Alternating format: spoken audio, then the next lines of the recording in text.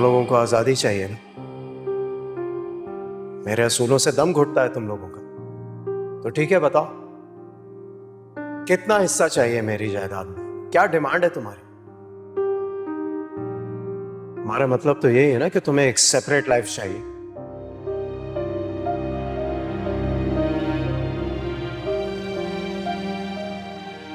क्या मैंने ठीक किया? भैया बहुत दुखी लग रहे थे। वो मुझे खुद से अलग नहीं करना चाहते।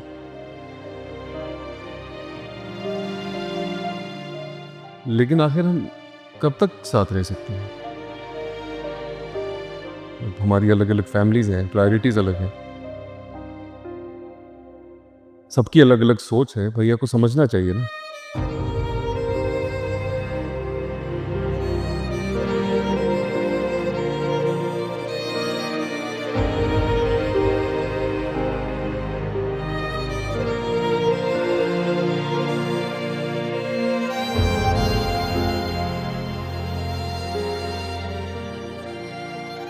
और मिशी ठीक कहती है, मेरे आने से कंपनी की साख में इजाफा हुआ है, तो मेरा हिस्सा तो होना चाहिए। मैंने कुछ गलत नहीं किया। खुश नसीबियां अपनी अपनों के ही दम से है, रूठ जाएगी किस्मत ये अगर जो रूठेंगे। चाहते ही कम ना हो, बस यही तो चाहा था।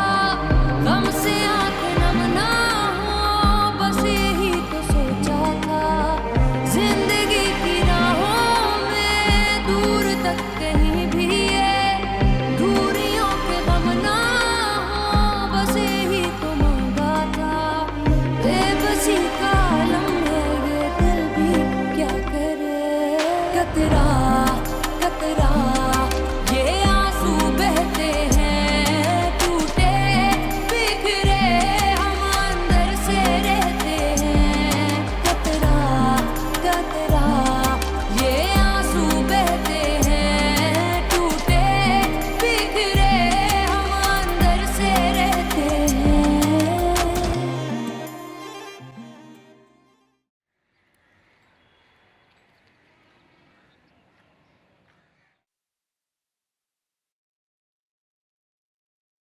ऑफिस के लिए देर नहीं हो रही समीर? बस निकल रहा हूँ थोड़ी देर में। जैसे अलमीर से मुझे ये उम्मीद नहीं थी। किस तरीके से भैया से बातें कर रहा था है। वाह बताओ समीर, वैसे हमारे अलमीर में इतना दिमाग नहीं है, इसके पीछे मिशाल का ही दिमाग है। शुरू से ही उसको रहना नहीं था इस घर में। अलमीर को भी चला दिया उसने। बस कर दो वानिया, फालतू चीजों में ना अपना दिमाग मत उलझाया करो। क्योंकि तुम नहीं उलझा रहे तो मुझे उलझाना पड़ रहा है। अलमीर को देखो, अभी 6 माह हो ही नहीं है शादी को, और अपनी बीवी की प्राइवेसी का कितना ख्याल है। भैया के सामने कैसे डटकर खड़ा हो गया। और एक तुम हो, भैया से नजरें तक नहीं मिलाते। तो क्या करूं, बड़े भैया के सामने खड़ा हो जाऊं, उनसे बदतमीजी करूं जैसे अलमीर ने की, वो हक डिमांड करूं जिस पे मेरा कोई हक नहीं है? क्यों क्यों हक नहीं है? हमेशा तुम भैया के साथ खड़े रहे हो, शाना मशाना उनके साथ चले हो, अच्छे बुरे में उनका साथ दिया, ऊंच नीच में उनके साथ हमेशा उनका हिम्मत सहारा बन के खड़े रहे। क्यों, प्रॉफिट में क्यों नहीं है तुम्हारा हक? लेकिन तुम्हें मांगना नहीं आता ना। वानिया, बेकार की बातों में दिमाग को मत उलझाओ। जिन चीजों का तुम्हें नहीं पता मत पूछो। हमेशा मैं तुमसे यही सुनती हूँ,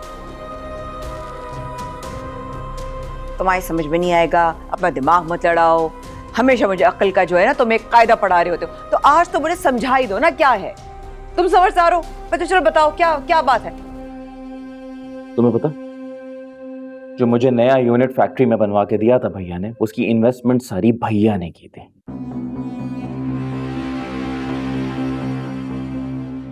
जितना भी प्रॉफिट मैंने बनाया है ना, उसमें से 1 रुपया भैया ने वापस नहीं लिया। इनफैक्ट जितना आज तक मुझे नुकसान हुआ सारा भैया ने अपनी जेब से भरा। पता है तुम्हें इस बात का? नहीं, आई एम श्योर नॉट।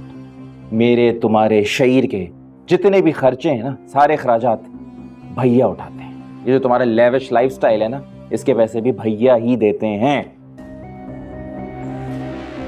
क्या करूं? उनके सामने खड़ा हो जाऊं जाके बोलूं मुझे मेरा हक चाहिए, मुझे मेरा हिस्सा चाहिए? किस मुंह से मांगू? तुम अपना ना दिमाग ठीक करो, ऐसा ना हो ये जो कुछ है ना तुम्हारे पास ये सब छिन जाए। छिन जाए छिने ना छिने, इसके कहने की वजह से जरूर छिन जाएगा मुझसे।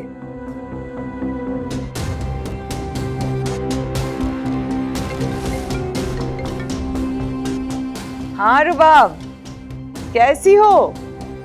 हाँ मुझे याद है।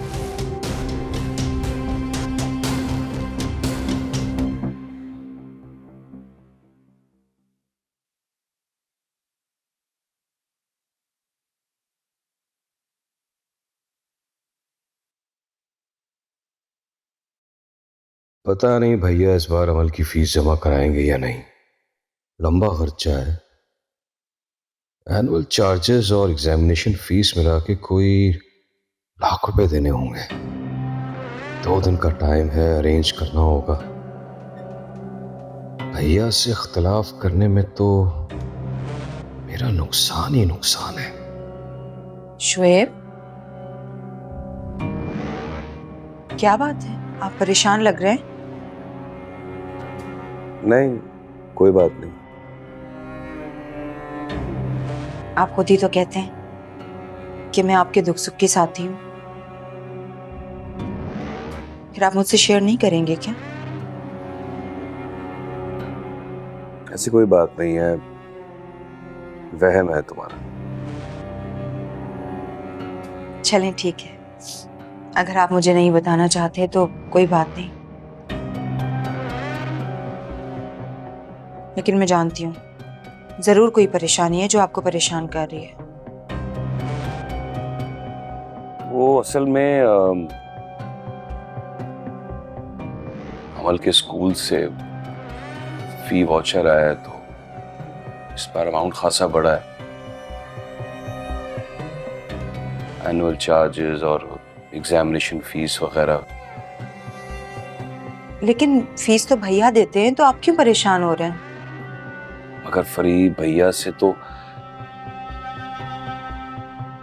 कितनी अमाउंट है? लाख से ज्यादा है। लेकिन तुम फिक्र ना करो, मैं हैंडल कर लूंगा। भैया तो हर बार बगैर कहे अकाउंट में ट्रांसफर कर देते हैं। वाउचर तो उनके पास भी आता होगा, मगर इस बार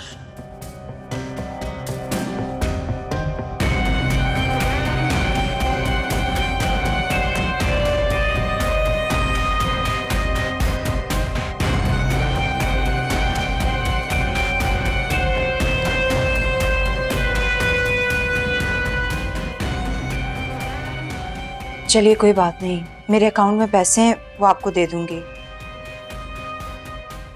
आप फीस भर दीजिएगा। अमल हमारी बेटी है, हमारी भी तो कुछ जिम्मेदारी बनती है। नहीं फरी, ये मेरी जिम्मेदारी है और ये जिम्मेदारी मैं ही उठाऊंगा।